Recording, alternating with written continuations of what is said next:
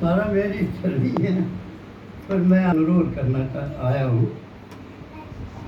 अगर आप आज्ञा दें तो मैं बताऊँ। तो बोले हाँ क्यों महाराज, और तो कुछ नहीं, मेरा एक झोंपड़ा है, वहाँ वास करता हूँ, रहता हूँ, छोटा मोटा सामान रखा हुआ है। तो मैं कहीं गया था कहाँ किसी काम से, तो उसके बाद वो वहाँ से झोंपड़े में और सारा खाली था, कोई सामान शेष नहीं बचा था मेरे गुजारे के लिए। बस मैं यही आपसे अनुरोध करने आया हूँ। तो कोई बात नहीं है, आपको क्या क्या है आप बोलिए, आपको इससे और बढ़िया। नहीं महाराज ऐसा नहीं, मुझे नहीं है जरूरत, मेरे पास गुजारे के मुताबिक हो जाता है। पर मैं सिर्फ इसीलिए, तो मेरा एक रोष है मुझ में कि अगर वो कोई इसकी इच्छा थी ले जाने की, तो अच्छा होता कि वो मुझसे मांग कर ले जाता, मैं खुशी खुशी उसको दे देता, मेरा और हो जाएगा। बस मैं यही बोलने आया हूँ। बाकी तो इतना सारे दरबारी लोग बैठे हुए थे, किसकी सुनाया मुझे नहीं है पता। तो बीच में से अपने आप एक राजा का कर्मचारी उठ गया, खड़ा हो गया। महाराज क्षमा करें महात्मा, मुझे नहीं था मालूम कि आपका क्षमा, मुझे माफ कर। नहीं, ऐसा नहीं महाराज, मैं वो भी लुटा लेता हूँ, बाकी उसके साथ अब नहीं, मुझे नहीं भाई। मेरे पास एक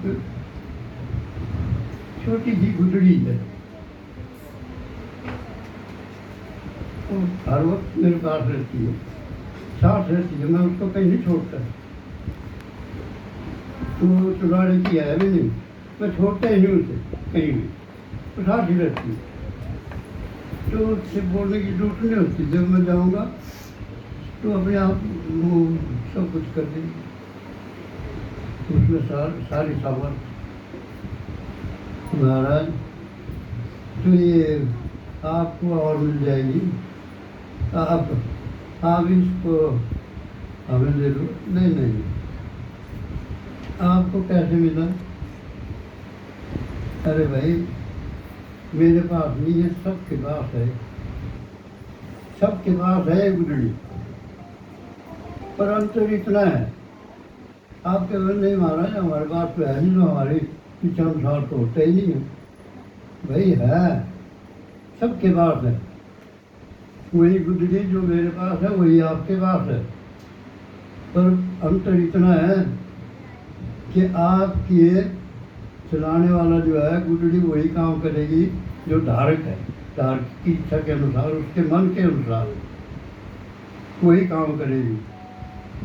तो आप उस गुदड़ी से काम लेते हैं बाहर का, क्योंकि आप वो सामान उठाकर लाने की जो आपकी इच्छा हुई थी, इसका मतलब आपकी इच्छा थी और जोड़े। तो बाहर की ये जो गुदड़ी है वह आपके मन के अनुसार चलेगी, धारक के अनुसार।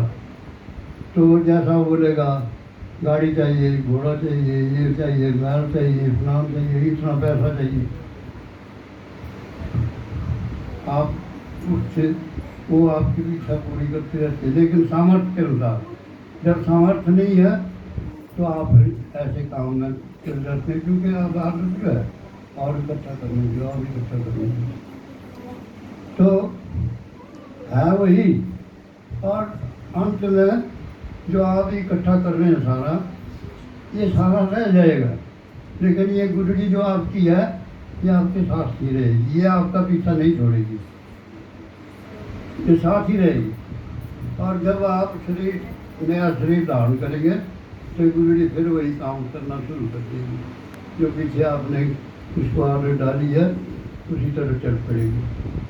तुम्हारा इसको कैसे क्या कि भाई थोड़ा इसको आदत बाहर की बजाय कुछ अंदर की भी डालो, क्योंकि मनुष्य में 50 की वृत्तियाँ हैं।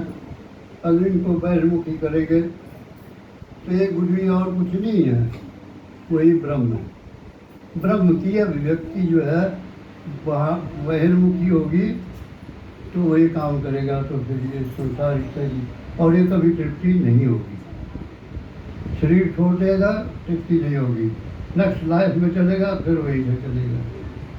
लेकिन अगर इसको अंतर्मुखी उन्हीं वृत्तियों को मन के अंदर की तरफ जाके अंदर की आदत डालेंगे तो इस तरफ से इस तरफ आपका मन नहीं होगा, फिर अंदर की तरफ होगा।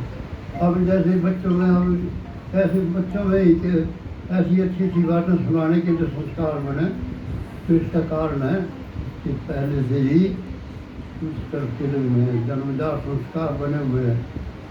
तो यही वो अंतर्मुखी ब्रह्म जिसको हम ब्रह्म बोलते हैं वही ब्रह्म है। बहिर्मुखी करेंगे तो ये भौतिकता की तरफ भागेगा, यही करेगा, तृप्ति कभी नहीं होगी, शरीर छूट जाएगा, तृप्ति नहीं होगी। अंतर्मुखी करेंगे, अब वो बोलते हैं ना महाराज हम भी तो जहाँ कथा भागवत सब कुछ जो जहाँ होता हम भी जाते हैं। अरे भाई वहाँ भी तो आप इसलिए जाते हैं कि ये जो बहिर्मुखी आपको आदत डाली है ये और जुड़े और होगी। वहाँ ये नहीं जाते आप, लेकिन जो वहाँ उस भाव से जाएंगे, मैं जाऊँगा तो मुझे इस तरफ से तो अंधापन है, मैं ये मेरी नज़र में नहीं, मेरा वही है कि कहाँ मिलेगा तो मिलेगा, वो वहीं मिलेगा। यही अंतर्मुखी ब्रह्म और बाहिर्मुखी ब्रह्म में अंतर है। बहिर्मुखी करेंगे तो भौतिकता की तरफ भागेगा, तृप्ति कभी नहीं आएगी, शरीर टूट जाएगा, सब बदलेगा। अंतर्मुखी करेंगे सब पास ही है। जैसे अभी सवाल अभ्यास में पड़ा तो शक्ति हमारी कहाँ की शक्ति है, तो लंगड़े नहीं कर सकते, लंगड़े हैं। ये शक्ति तो सारी उसी की है। हमारी शक्ति होती तो हम क्यों लंगड़े होते। मैं 3 महीने से बैठा हूँ, आज पता नहीं बाबा ने क्या किया, आज बिल्कुल ध्यान नहीं है। 2 घंटे लगातार होगा। अभी ये कहता मुझे दुख था, थोड़ा सा टांग ये हो गया था। तो ये सब उसकी शक्ति है। लेकिन जब हम अपनी शक्ति को अपनी मानते हैं तो हम विवश हैं, हम कुछ नहीं कर सकते। तो इसलिए बहिर्मुखी की बजाय अंतर्मुखी अगर ये हो, इसको आदत डालनी पड़ेगी तो ये वही काम करेगा, जैसा आप बोलिए वैसा काम करेगा। तो मुझे वही प्रसन्नता है कि हमारे तो बच्चे भाई हमसे अच्छे हैं। हमने तो सब बाहर की तरफ ही भागते रहे, लेकिन हमारे बच्चे देखो आकर के कितने अच्छी अच्छी बातें बताते हैं, कभी कुछ बताते हैं, अच्छी अच्छी बातें सुनाते हैं। तो मेरा भी कल्याण है। और बच्चों का मैं भाई उनका आभारी हूँ जो जन्मजात संस्कार जिनको पड़े हुए हैं। तो ये आप लोग बाबा की गोद में हैं। कीर्तन सबसे संत तरीका बाबा ने ये दिया है, कीर्तन करते जाओ, कीर्तन करते जाओ। तो कीर्तन करने वही जैसे दीदी ने बताया वही बात है। तो मैं इससे अधिक कुछ नहीं, पर ये इस गुजरी का ध्यान रखना, ये कभी पीछा नहीं छोड़ेगी, सब कुछ रह जाएगा, ये साथ ही जाएगी, चाहे बहिर्मुखी है चाहे अंतर्मुखी, और वही काम वहाँ से शुरू करेगी। अब ये जो बचपन से ही जैसे संस्कार बन गए, देखो किस तरफ परम पुरुष की तरफ, तो ये कहाँ से कि भाई इनकी गुजरी जो है वो पहले से ही सड़ी हुई है, आगे फिर वैसे ही संस्कार बन गए। जिसकी बहिर्मुखी है वो बहिर्मुखी रहेगा, उसको बाहर ही दिखेगा, कुछ नहीं दिखेगा। और ये पता है अभी ये सब कुछ धर्म रहा यहाँ रहेगा, वो गुरुड़ी साथ ही जाएगी आगे, फिर वही काम शुरू कर देगा। तो मुझे काम करना मेरा